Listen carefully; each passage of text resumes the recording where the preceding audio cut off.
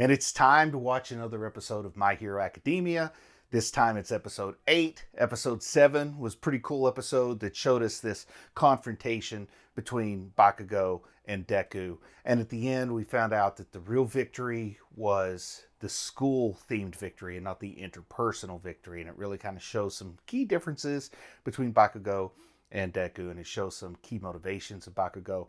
But anyway, let's just see how they deconstruct the events of episode 7, if there's any kind of like debriefing or breakdown on the events that happened and how things turned out the way they did, and maybe if there's anything they can do to like make it turn out differently next time. I don't know, but let's go ahead and get started. And they have a lot of these that start off with like recaps or whatever, but they're showing us again the younger versions of Bakugo and Deku, like walking through the woods as Deku was a Stan, as we said before. And here we're going back to the end of that big battle from episode 7. The battle in which Deku's willing to lose the fight in order to win the challenge. And it worked out for him. I think he got the admiration of a lot of his professors and colleagues from that. Yeah, just in case, I guess you didn't see episode 7. You get to see the climactic end of that battle where he knocks the hole through the roof so that Floaty Girl can 0G the bomb right out of that building. Yeah, and I was really hoping his armor protected him from all that loose, sharp rock and all those stone fragments that were just schlepped at him. Oh yeah, and his confession about his power and, you know, trying to be honest and open up and vulnerable with the guy that was your bully. Maybe it'll work out. Maybe it'll end up getting some kind of friendship out of this. But I just feel like he's going to use it in a manipulative fashion, try to use it against him, try to, I don't know, take advantage of that vulnerability instead of being persuaded to have empathy for him, or even sympathy, which I think wouldn't be out of the question here. Dedicated to living that hero's life. All right, so now we got to where we are. During the OP, I do like to remind folks that I have a Patreon, and the Patreon's kind of real important for this channel.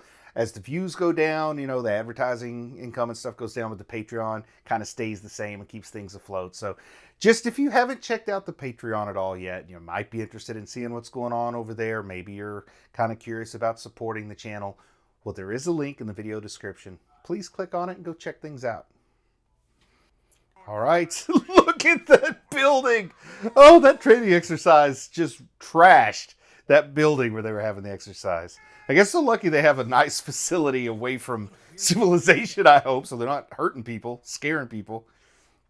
And I guess they've got a crew to come in and refix it. But I love it that that's the way victory feels sometimes. The victors are the ones who seem to have gotten the worst of the fight, but they found a way to dig deep and win. Oh, I like the little robot medic. Yeah, he's going to go to the old lady to give him some sugar. Transport bots. I like those. What's he? He's having a moment of self-doubt. Because Bakugo spent so time studying his opponents and knows their preferred patterns. But I mean, you know, flattery. Sure, flattery about wanting to beat him. But still doesn't feel good to lose. Even if it is flattery coming your way. All Might, big beefy All Might stepping in to calm some things down. All right, here comes the debriefing I wanted, the deconstruction. Yeah, you got to be open to learning. Bakugo's Start Line is the name of the episode. So maybe, you know, all that speculation I had last episode about what direction is Bakugo's story going to go? Well, maybe this is the start of that, if the title could be believed. Because they look beaten. They look like the floor was wiped with them. Yeah, I like that. Yep. She is deconstructing this perfectly, in my opinion. As for Uraraka, she let her guard down mid-battle. Yeah. That was... Once again, I like it. This deconstruction's agreeing with me. If he didn't have that armor, those rocks could have been deadly. Yeah, I like this. Clark Kent, the guy that plays by the book, By the rules. He gets some recognition for being a great student. What's your job? My job's to do whatever you tell me to, Sergeant. I love it. Really good deconstruction there. All Might can't even take it how well she deconstructed everything. It's like, maybe she should be the professor instead of me. Oh, yes, what she said. That's his answer. Okay, so she's a student. Oh, wow, she's a student who really seems advanced in her understanding of this world. Are we going to find out she's like a second-generation hero? Said she got in based on a recommendation. Is she a former sidekick or something? We'll find out, I guess. Ooh, another match. Man, I love the matches. I got to tell you, I'm a sucker.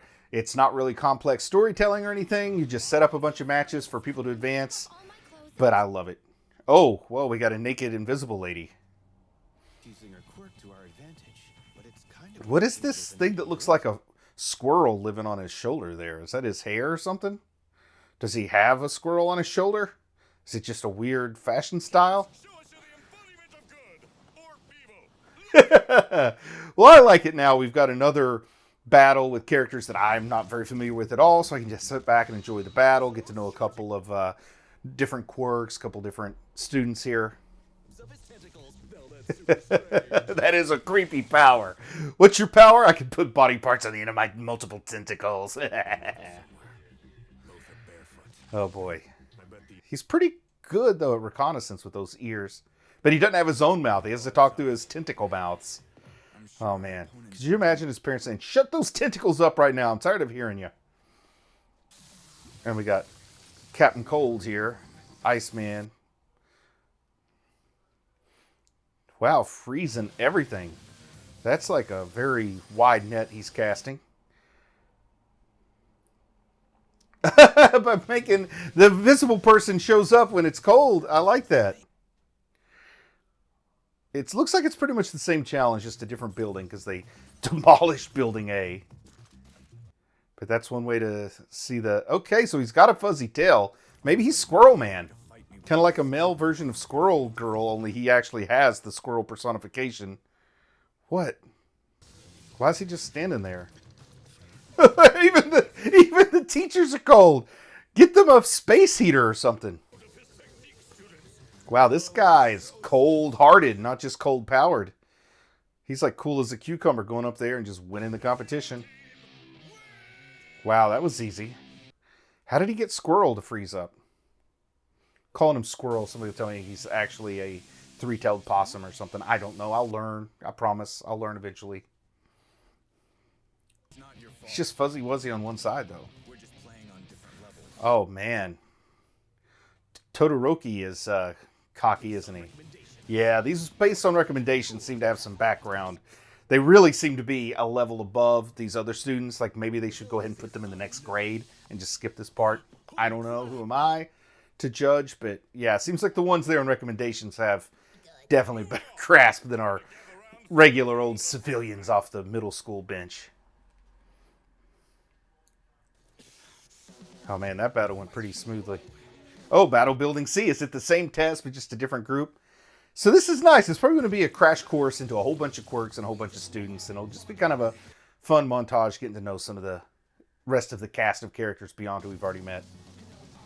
I like this guy that looks like a bird. I guess it's a guy. Oh, Birdman with the shadow claws. Frog Girl. I'm loving getting to see these people make up names. There's Brainiac. She seems to know everything. Is that her power? Extreme knowledge? She got a bookshelf on her backside. Ooh, is that like an iPod charger? Does she have iPod chargers for ears? Is that her power? Her phone never dies. Oh, is that Radioactive Man from The Simpsons?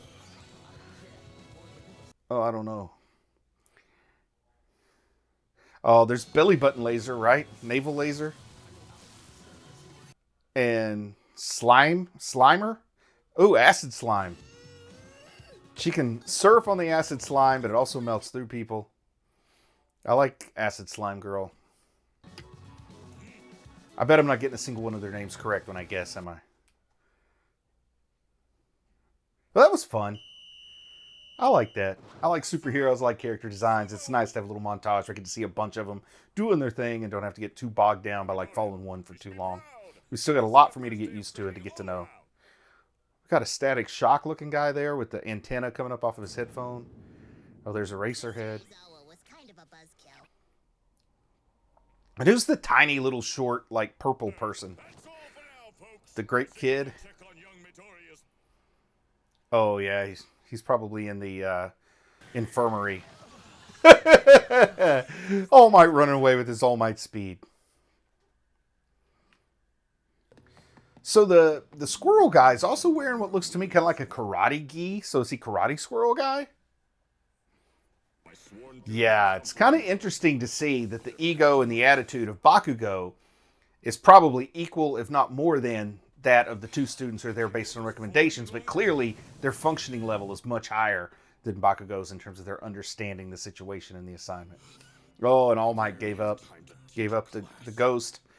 It's like Max went from his monstrous Max version to his transient living on the street version. A regular patient.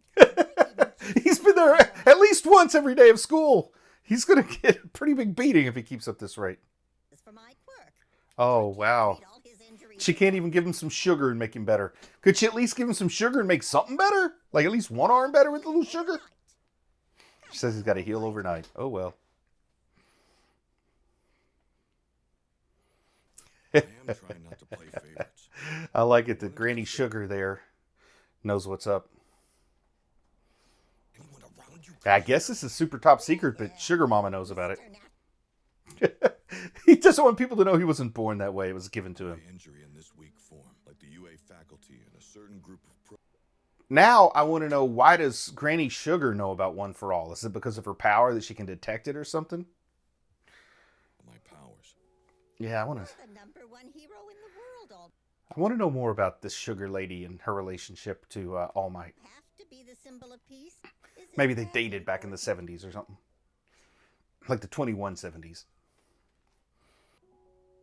Well, if that's the case, it's even more Oh. So she's going to be like the Jiminy Cricket voice of morality, the conscience for All Might here. I like it. Multi-layered. All mentors need mentors of their own, right? Oh man, that's when he smashed that 0-point robot. His dreams are coming true, but it's a painful way to live it. He keeps waking up with sore arms, broken fingers, broken everything in that first battle. Is he going to upgrade that costume since the bunny suit part got ripped? Like, or is he just going to go without the bunny ears? Like, get rid of the cowl and just wear the rest of the jumpsuit? Or if he could get some kind of like exoskeleton to absorb some of the impact from when he uses the One for All, like a suit that actually helps him use his power and focus it, would be nice. Or at least survive it if he can't control it. Really good armor. Like, really sophisticated exoskeleton, not just armor. How's he going to be received by Eraserhead here? Oh, he's suddenly become more popular now. He's earned respect of his classmates, which is good, but it's going to infuriate Bakugo, isn't it? Is it going to infuriate Bakugo, or is he going to have some of Bakugo's respect here? He can take this one of two ways, and however he takes this probably predicts Bakugo's future, right? Yeah, we're getting formal introduction to more of these classmates. It's going to take me a while to get to know them all. Is Sue the frog lady? Mineta. I like Mineta. That's the short little blueberry. So Bird Person actually has a bird head. That's not a mask. I thought that was a mask, but that is their actual bird head. That's a drawback to that, Quirk, I gotta say. I mean, not that birds aren't handsome. Don't get me wrong, but I am not prepared to have a bird head at this point in life. Maybe if I had a bird head my whole life, I wouldn't know any different and it'd be fine, but... Clark Kent. Lita. I love that straight-laced by the book character. It'll be really funny when he finally bends a rule or something. Everybody's shocked and he like laughs and says, "Hey, you know, you got to live a little bit." Oh, where's Bakugo? Oh, yeah, Bakugo's missing. Did he leave the hero school? Did he leave the hero school? Is he so fed up with it? Is he going to Villain Academy? Or going to a different school so he doesn't have to be around Deku anymore and can like beat him in the intramural competitions or something? Oh my goodness. Is he really leaving school? Because I think that could be the path to villainy. Even if he goes to another school. Is there a Villains Academy? There's got to be, right? Like, they got to have their own underground training program.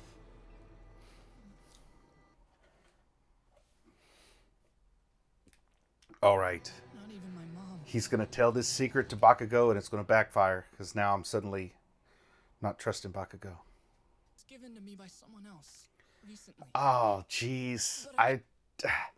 I don't know that this honesty with this guy who's been so adversarial is a good idea. I know your heart's in the right place. It's part of your true character as a hero to do this sort of thing. But I think it's going to backfire. I think some negative consequences will happen from this. Oh, man. Now he's apologizing for winning. That's really getting under his skin. This is going to backfire, Deku. I think you're just putting more fire in the hot hand, sweaty palms heart of your enemy. And he's promising Bakugo, stick around and then I'll beat you with my power. Did it work? Maybe that's the kind of words he needed to hear. He's willing to stick around for this. Oh, no. I told you it could backfire. Now he thinks it's all a lie. He thinks he's being teased and made fun of. Now he's got some legitimate Dr. Doom beef with Reed Richards over there now. Oh, this is not going to work well. Oh, yeah. He's getting that rage where now because the heroing community has embraced Deku, he hates the whole heroing community. He doesn't need him anymore, right? Oh, boy. What's going on here? He's having this emotional breakdown. How's he going to rebuild? Which side of the road? Good or evil? Okay, so does that mean he's staying at UA or he's going to a different school? Maybe he's just going home for the weekend. Or is he going off to be a villain? Going to another school? I still don't know what's going on with Bakugo, even after that conversation. All Might's going to retrieve him. You can't get away from All Might, Bakugo. I like the idea that there are professional heroes and amateur heroes. Because I think I'm definitely in the amateur camp. Oh, he's even turning that vitriol against All Might. Oh, man. So now where's he going? But he still wants to be a hero, he says, not a villain. Though maybe he could become like a Homelander-style hero, you know? Who really is a villain. I like All Might's just now realizing that it's hard to be a teacher. That it's not easy being a teacher. Yeah, being a teacher can be tough.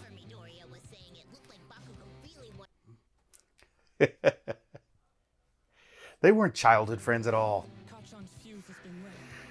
So where's he going? And he's now also angry at All Might. I guess he's going to go to another school.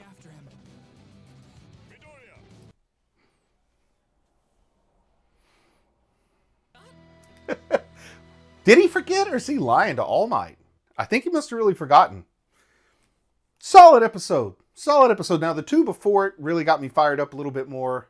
But this one showed me which direction Deku's adversary is going to go here. And I think he's going to go full-on villain. Even if he's a villain in the guise of a hero.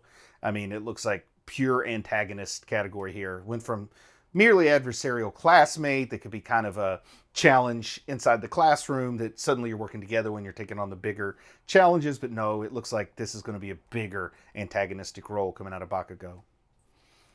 But every good story needs a good villain. You need to introduce them early, but then you build bigger and bigger as the story unfolds, right? We'll see. I guess there's still some hope that Bakugo could come back around, but I'm really feeling like this puts him down the pathway of bad news. Not the pathway of redemption that you can sometimes see. All right, looks like we've got a little end credit scene. Is this going to show us where We're prepared for what was to come. Bakugo ends up? All Might warned us. Oh, what's going on here? We learned first. Oh, this is Terrifying they could actually be. the villains. The actual villains are showing up here. Oh, we're finally going to get to meet some like real character development and villains instead of just like the villain tone. You know, oh, some scary looking stuff too. This guy looks like a villain with that smoke head. Oh man, hands for a face. Aye.